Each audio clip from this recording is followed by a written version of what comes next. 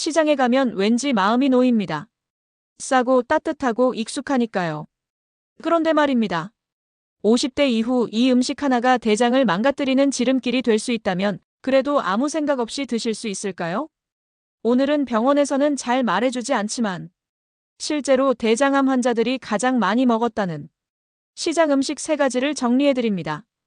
이 영상은 겁주려는 게 아닙니다. 지금 알면 피할 수 있기 때문입니다. 도움이 되셨다면 구독과 좋아요, 여러분의 장을 지키는 가장 쉬운 선택입니다. 저는 김영자입니다. 올해 68이죠. 은퇴하고 나서 시간이 많아지니까 자연스럽게 시장을 자주 가게 되더라고요. 아파트 단지 옆 전통시장이 집에서 걸어서 10분 거리였어요. 아침마다 그곳을 산책하듯 다녔습니다. 시장은 참 정겨운 곳이에요. 아주머니들이 호박 1개 더 얹어주시고 과일 맛 좀 보라며 건네주시죠. 대형마트보다 훨씬 싸고요. 사람 냄새가 나는 공간이랄까요? 저는 그 따뜻함이 좋았어요. 그런데 작년 가을, 제 친구 순이가 대장암 진단을 받았습니다. 순이는 저보다 2살 어렸어요. 평소 건강했던 사람이었죠. 담배도 안 피우고 술도 거의 안 마셨습니다. 그런 사람이 갑자기 암이라니. 저는 믿기지 않았어요. 병문안을 갔을 때 순이가 한 말이 아직도 기억나요. 영자야, 나는 뭘 잘못 먹은 것 같아. 평범하게 먹었는데 말이야. 그 말을 듣는 순간 등골이 서늘해졌습니다. 순이의 식습관은 저와 거의 같았거든요. 저는 그날 밤 잠을 설쳤어요. 혹시 나도 위험한 건 아닐까? 그런 생각이 머릿속을 떠나지 않았죠. 다음 날 바로 병원에 가서 대장 내시경 검사를 예약했습니다. 결과는 다행히 큰 문제 없었어요. 하지만 의사 선생님이 한 말이 충격적이었죠. 김영자 씨, 장 상태가 좋지 않습니다. 염증 수치가 높아요. 지금처럼 드시면 몇 년 후엔 문제가 생길 수 있어요. 저는 뭘 잘못 먹었는지 물어봤습니다. 의사는 제 식습관을 하나하나 물었어요. 아침에 뭘 먹는지, 점심은 어디서 먹는지, 간식은 뭘 먹는지. 저는 솔직하게 대답했죠. 시장에서 순대국 먹고, 도넛 사 먹고, 양념갈비 구워 먹고. 평범한 식사였어요. 그런데 의사가 고개를 저었습니다. 시장 음식을 자주 드시면 안 됩니다. 특히 50 넘으면 조심하셔야 해요. 저는 그 순간 이해가 안 갔어요. 시장 음식이 뭐가 나쁘다는 건지. 평생 먹어온 음식인데요. 그런데 의사는 단호했습니다. 대장암 환자들 대부분이 평범한 식습관에서 출발합니다. 문제는 그 평범함이 50 넘어서는 독이 된다는 거예요. 진료실을 나오는데 다리에 힘이 빠졌어요. 나도 모르게 눈물이 났습니다. 집으로 돌아오는 길에 시장 앞을 지나쳤어요. 평소 같으면 들어가서 뭐라도 사왔을 텐데 그날은 발길이 돌려지지 않았죠. 정겨웠던 그곳이 갑자기 무섭게 느껴졌습니다. 이 정도는 괜찮겠지. 저는 그렇게 생각하며 살았어요. 그런데 그 방심이 가장 위험한 거였습니다. 저는 내장탕을 좋아했어요. 아니, 사랑했다고 해야 맞겠죠. 일주일에 3번은 먹었습니다. 시장 안쪽 골목에 있는 할머니네 순댓국집이 단골이었어요. 거기 국물이 진하고 깊었거든요. 남편이 살아계실 때부터 다니던 곳이었습니다. 남편은 곱창을 좋아했죠. 저는 순대와 내장을 좋아했고요. 둘이서 소주 한 잔씩 걸치면서 먹던 그 맛을 잊을 수가 없어요. 남편 떠나고 나서도 그 집을 찾았습니다. 추억 때문이기도 했고 몸이 허할 때 기력을 채우려고요. 주변 사람들도 다 그랬어요. 영자 씨, 기운 없을 때는 내장탕 먹어야지. 보양식이야, 보양식. 동네 아주머니들이 입을 모아 말했죠. 저도 그렇게 믿었습니다. 피곤할 때, 속이 허할 때 내장탕 한 그릇이면 금방 나아지는 것 같았어요. 그런데 의사가 그러더군요. 김영자 씨, 내장 자주 드세요? 저는 고개를 끄덕였습니다. 네, 일주일에 3~4번 먹어요. 기력 회복에 좋다고 해서요. 의사의 표정이 굳어졌어요. 그게 문제입니다. 내장은 동물의 해독기관이에요. 독성 물질이 걸러지고 쌓이는 곳이죠. 특히 발암 물질이 농축되기 쉬운 부위입니다. 저는 귀를 의심했어요. 뭐라고요? 보양식이 독이라니요. 의사는 계속 설명했습니다. 젊을 때는 괜찮아요. 우리 몸이 그걸 해독하고 배출할 능력이 있으니까요. 하지만 50 넘어가면 다릅니다. 간 기능이 떨어지고 장의 회복 능력도 약해지죠. 그 상태에서 내장을 자주 먹으면 독성이 그대로 쌓입니다. 저는 멍해졌어요. 평생 보양식이라고 믿었던 게 거짓이었다니. 그럼 제가 지난 몇 년간 뭘 한 거죠? 기력을 채운다며 독을 먹어온 건가요? 곱창도 마찬가지입니다. 대창, 소창 다 똑같아요. 기름기가 많아서 포화지방이 높고 그게 장을 직접 자극합니다. 김영자 씨 같은 경우는 당장 끊으셔야 해요. 의사의 목소리가 단호했습니다. 진료실을 나와서도 머릿속이 복잡했어요. 집으로 돌아오는 길에 순댓국집 앞을 지나쳤습니다. 할머니가 웃으며 손짓했죠. 영자 씨, 오늘은 안 들어와요? 저는 고개를 저었어요. 아니에요. 오늘은 바빠서요. 사실은 바쁜 게 아니었어요. 무서웠습니다. 저 안에서 나오는 기미, 냄새가 갑자기 독처럼 느껴졌죠. 평생 보양식이라 믿었던 것이 저를 병들게 하고 있었다니. 이런 배신감이 있나 싶었어요. 집에 와서 냉장고를 열었습니다. 어제 사온 순대가 있었어요. 저는 그걸 꺼내서 한참 바라봤죠. 먹고 싶었어요. 습관이란 게 참 무섭더라고요. 하지만 손이 떨렸습니다. 결국 쓰레기통에 버렸어요. 그날 밤 잠이 안 왔습니다. 순이 생각이 났죠. 순이도 내장을 좋아했어요. 우리는 같이 순댓국을 먹으러 다녔습니다. 혹시 순이의 병도 그 때문일까? 그런 생각이 들자 가슴이 먹먹해졌어요. 다음 날 순이에게 전화했습니다. 순이야, 우리 내장 너무 많이 먹었던 것 같아. 순이가 한숨을 쉬었어요. 나도 의사한테 들었어.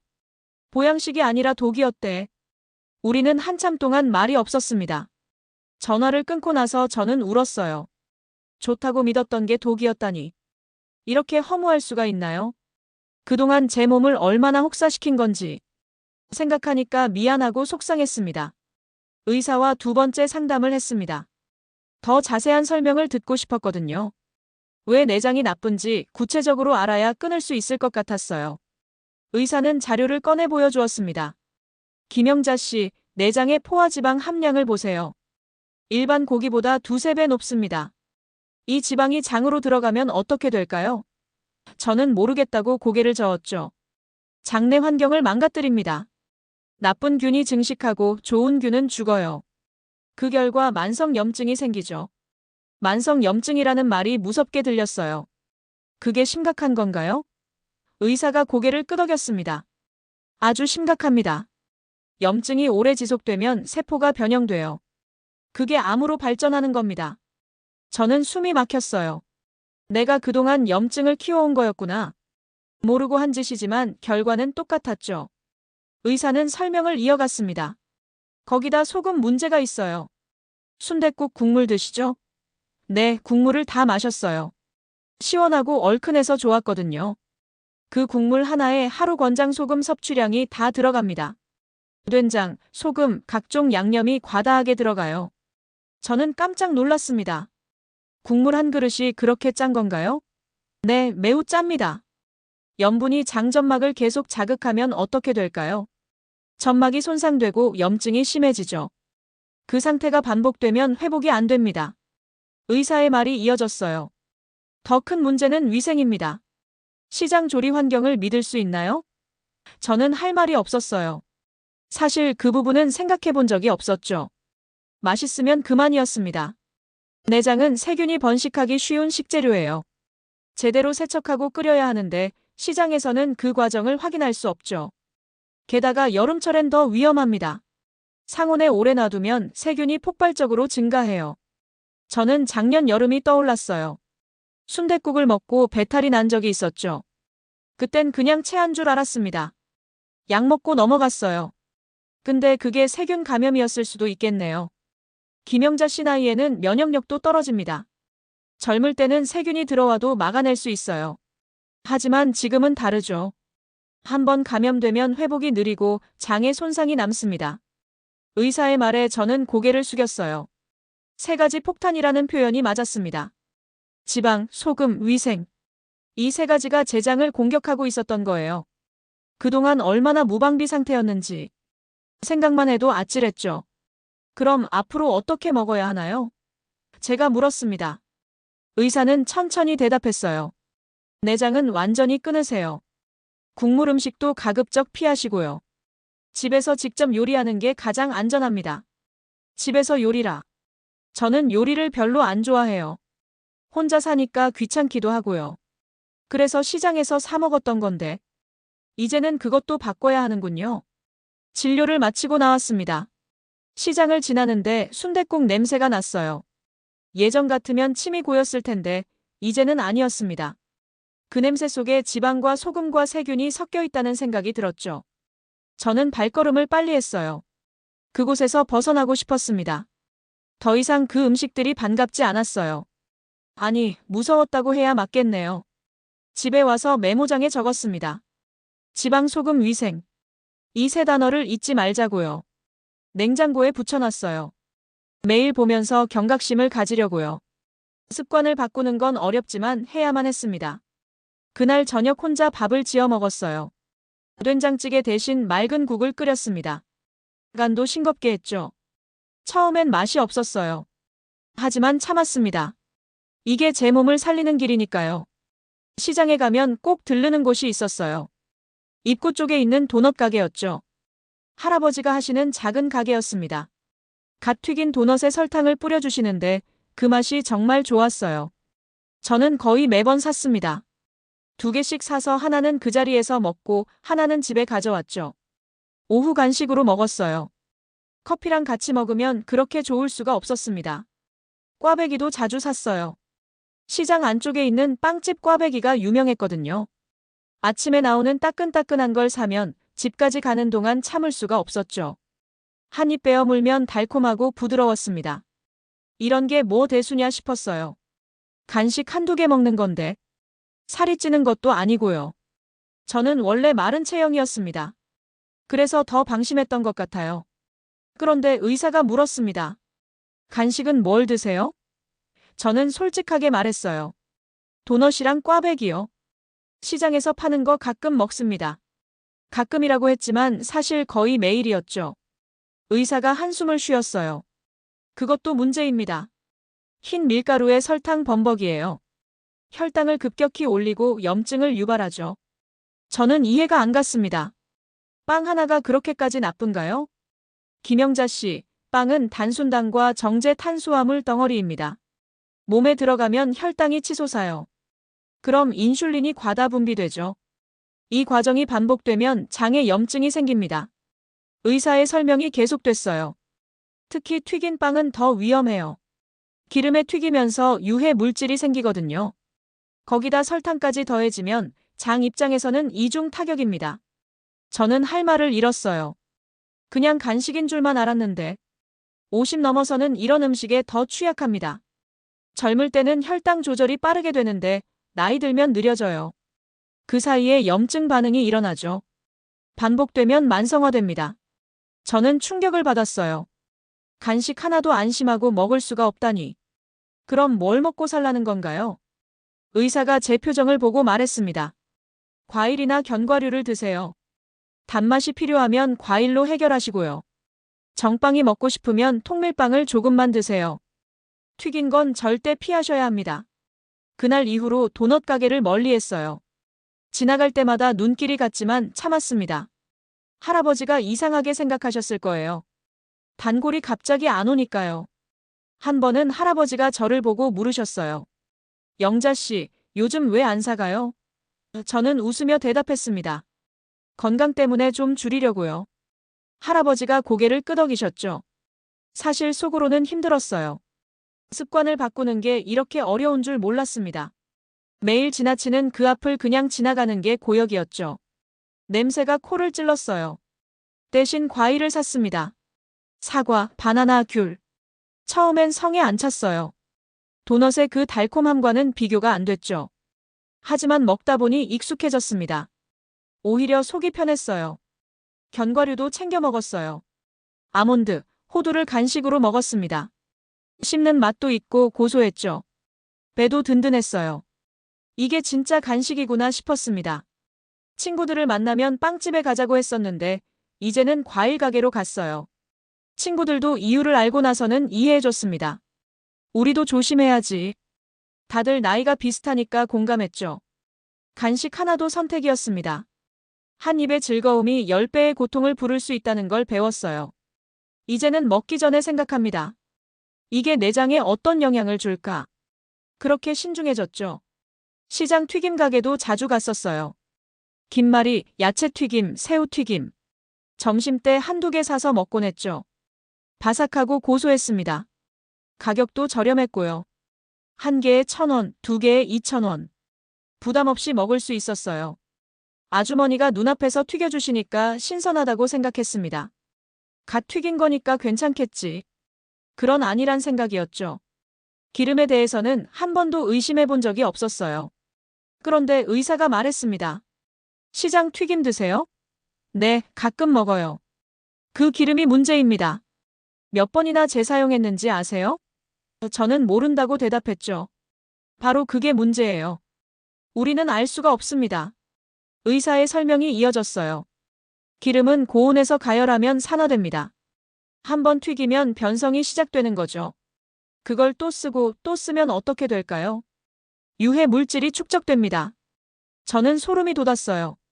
제가 먹은 게 신선한 기름인지 여러 번 쓴 기름인지 전혀 알 수 없었던 거잖아요. 산화된 기름은 발암 물질을 포함합니다. 장으로 들어가면 점막을 손상시키고 나쁜 균을 증식시켜요. 저는 물었습니다. 그럼 기름을 자주 갈아야 하는 거 아닌가요? 의사가 고개를 끄덕였어요. 맞습니다. 하지만 영업하는 입장에서는 기름이 비싸죠. 그래서 최대한 오래 쓰려고 합니다. 검게 변할 때까지 쓰는 곳도 많아요. 생각해보니 맞았어요. 튀김 기름이 검은 걸 본 적이 있었습니다. 그때는 그냥 많이 튀겨서 그런가 보다 했죠. 근데 그게 산화의 증거였던 거예요. 더 무서운 건 눈에 안 보인다는 겁니다. 기름이 맑아 보여도 이미 산화가 진행됐을 수 있어요. 온도가 높으면 더 빨리 산화되고요. 의사의 말에 저는 숨이 막혔습니다. 보이지 않는 위험. 그게 가장 무서운 거였어요. 제가 통제할 수 없는 부분이었죠. 아무리 조심해도 기름 상태는 알 수 없었습니다. 가게 주인만 아는 정보였어요. 집에서 튀김하실 때도 조심하세요. 기름은 한 번 쓰고 버리는 게 가장 안전합니다. 재사용하면 안 돼요. 저는 깜짝 놀랐어요. 저는 집에서도 기름을 두세 번 썼거든요. 아깝잖아요. 기름 아끼려다 건강 잃으면 손해가 더 큽니다. 특히 김영자 씨 나이에는 조금의 독성도 치명적이에요. 회복력이 떨어지니까요. 의사의 말이 뼈에 사무쳤습니다. 집에 와서 싱크대 밑을 열었어요. 튀김 기름이 있었습니다. 2번 쓴 거였죠. 저는 그걸 꺼내서 버렸어요. 아깝다는 생각은 들지 않았습니다. 오히려 빨리 없애고 싶었죠. 시장 튀김 가게도 멀리했어요. 지나갈 때마다 고개를 돌렸습니다. 아주머니가 튀기는 모습이 보였지만 발길이 안 갔어요. 그 기름이 몇 번째 사용인지, 얼마나 산화됐는지 생각하니까 무서웠습니다. 친구 미숙이가 전화했어요. 영자야, 우리 튀김 먹으러 갈까? 저는 거절했습니다. 미안해, 나 요즘 튀김 안 먹어. 기름 때문에 그래. 미숙이가 물었죠. 무슨 기름? 저는 설명해줬어요. 산화기름의 위험성을요. 미숙이가 한참 침묵하더니 말했습니다. 나도 이제 안 먹어야겠다. 무섭네. 우리는 대신 찜닭집에 가기로 했어요. 기름을 피하기 시작하니까 선택지가 줄었어요. 튀김, 전, 부침개, 치킨. 다 기름에 튀기거나 부치는 음식이었죠. 좋아하던 것들이었는데 이제는 먹을 수 없었습니다. 대신 찌고 삶는 음식을 먹었어요. 나물, 된장국, 생선찜. 처음엔 심심했습니다. 튀김의 바삭함이 그리웠죠. 하지만 건강이 우선이었어요. 맛은 참을 수 있었습니다. 몇 주가 지나니까 변화가 느껴졌어요. 속이 편했습니다. 더부룩함이 사라졌죠. 피부도 좋아진 것 같았어요. 기름을 끄는 게 이렇게 좋은 거구나 싶었습니다. 시장에서 양념갈비를 자주 샀어요.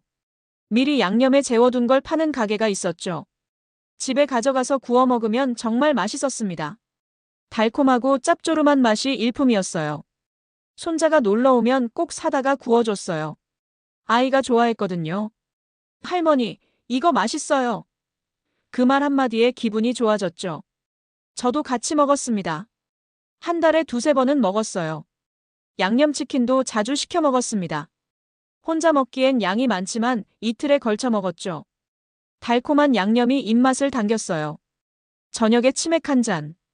그게 제 소소한 낙이었습니다. 그런데 의사가 물었어요. 양념 고기 드세요? 네, 가끔 먹어요. 그것도 조심하셔야 합니다. 양념에 설탕이 엄청 많이 들어가요. 저는 놀랐습니다. 설탕이요? 네, 달콤한 맛을 내려면 설탕을 많이 넣어야 해요. 물엿, 과당도 들어가죠. 거기다 간장, 소금까지. 나트륨과 당분이 과다합니다. 의사의 설명이 계속됐어요. 문제는 구울 때 생겨요. 양념이 강한 불에 타면서 유해 물질이 생성됩니다. 특히 검게 탄 부분은 절대 먹으면 안 돼요. 발암 물질이거든요. 저는 할 말을 잃었습니다. 저는 탄 부분을 좋아했거든요. 바삭하고 고소해서요. 그게 가장 위험한 부분이었다니. 모르고 즐겨 먹었던 거예요. 양념갈비 한 인분에 설탕이 얼마나 들어가는지 아세요? 각설탕 10개 분량입니다. 거기다 고온에서 구우면 당분이 변성되면서 장을 자극하는 물질로 바뀌어요. 각설탕 10개라니. 저는 상상이 안 갔어요. 그렇게 많은 설탕을 먹었다니. 당분은 장내 나쁜 균의 먹이가 됩니다. 나쁜 균이 증식하면 염증이 심해지죠. 김영자 씨처럼 자주 드시면 만성 염증으로 발전해요. 저는 손자 생각이 났어요. 아이도 같이 먹었잖아요. 혹시 아이에게도 안 좋은 건 아닐까? 죄책감이 들었습니다. 손자한테도 자주 해줬는데요. 의사가 말했어요. 아이들은 괜찮습니다. 물론 자주 먹이면 안 좋지만 가끔은 괜찮아요. 회복력이 빠르니까요. 문제는 어른, 특히 중년 이후예요. 조금 안심이 됐지만 완전히는 아니었죠. 집에 와서 냉장고를 열었어요. 어제 산 양념갈비가 있었습니다. 저는 고민했어요. 버리기엔 아까웠죠. 돈도 돈이지만 아직 유통기한도 안 지났는데. 하지만 결국 버렸습니다. 먹으면 안 될 것 같았어요. 설탕 덩어리에 발암 물질까지. 저는 더 이상 그걸 먹을 용기가 없었습니다. 손자가 전화했어요. 할머니, 이번 주말에 갈비 해주세요. 저는 난처했습니다. 어떻게 설명하지? 민준아, 할머니가 이번엔 다른 거 해줄게. 갈비는 몸에 안 좋대. 아이가 투정을 부렸어요. 왜요? 맛있는데. 저는 웃으며 달랬습니다. 대신 더 맛있는 거 해줄게. 닭백숙 어때? 아이가 잠시 생각하더니 좋다고 했죠. 주말에 손자가 왔습니다. 닭백숙을 끓여줬어요. 양념 없이 담백하게요. 아이가 처음엔 시큰둥했지만 먹다 보니 맛있다고 했습니다. 할머니, 이것도 괜찮네요. 저는 흐뭇했어요.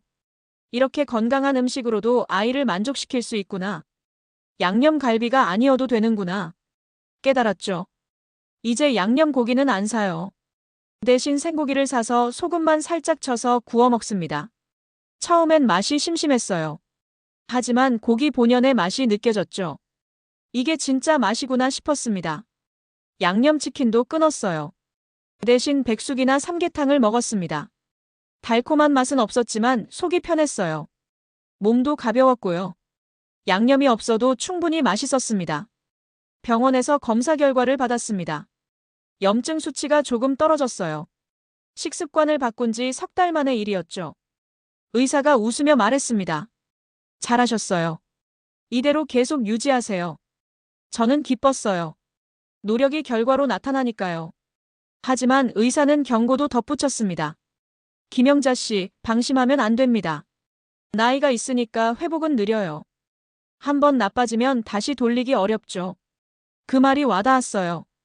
제 몸이 예전 같지 않다는 걸 이미 느끼고 있었거든요. 젊었을 땐 밤새 일해도 다음날 멀쩡했습니다. 이틀만 쉬면 회복됐죠. 근데 지금은 다르더라고요. 조금만 무리해도 일주일은 끌었어요. 피로가 쌓이면 한 달도 갔습니다. 회복이 더디다는 게 이런 거구나 싶었죠. 장도 마찬가지였어요. 50 넘어가면 장내 환경이 바뀝니다. 유익균이 줄고 유해균이 늘어요. 그래서 같은 음식을 먹어도 젊을 때보다 타격이 커지죠. 의사의 설명을 들으니 이해가 됐습니다. 저는 물었어요. 유익균을 늘릴 수는 없나요? 의사가 고개를 끄덕였습니다. 물론 가능해요. 발효 음식을 드세요. 김치, 된장, 청국장. 그리고 식이섬유를 많이 드시고요. 저는 메모했습니다. 발효 음식, 식이섬유. 하지만 더 중요한 건 나쁜 음식을 끊는 겁니다. 유익균을 늘리는 것보다 유해균을 줄이는 게 먼저예요. 아무리 좋은 음식 먹어도 나쁜 음식을 계속 먹으면 소용없죠. 맞는 말이었어요. 저는 그동안 좋은 음식과 나쁜 음식을 같이 먹었습니다.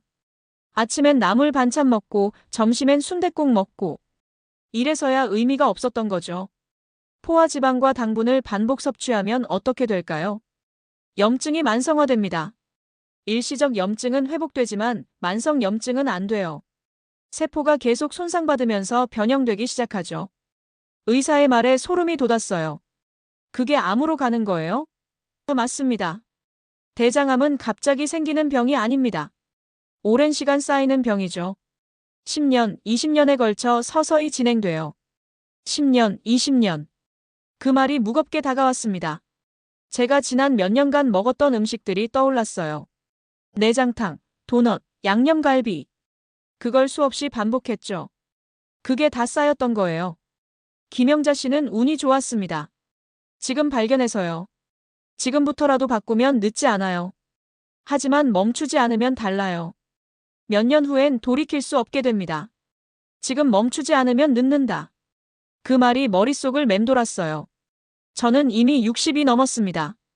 남은 시간이 많지 않죠. 건강을 잃으면 뭘 해도 소용없어요. 순이가 떠올랐습니다. 순이는 지금 항암 치료 중이에요. 머리카락도 다 빠졌죠. 보기 힘들었습니다. 순이가 한 말이 생각났어요. 영자야, 나는 왜 진작 못 바꿨을까? 후회해도 소용없어. 순이는 울었어요. 저도 같이 울었습니다. 우리는 그동안 너무 방심했던 거예요. 이 정도는 괜찮겠지. 나이 먹으면 다 이런 거지. 그렇게 생각하며 살았죠. 하지만 몸은 정직했습니다. 나이가 들수록 약해지고 회복력은 떨어지고 질병에 취약해졌어요. 그걸 인정하지 않으려 했던 게 문제였죠.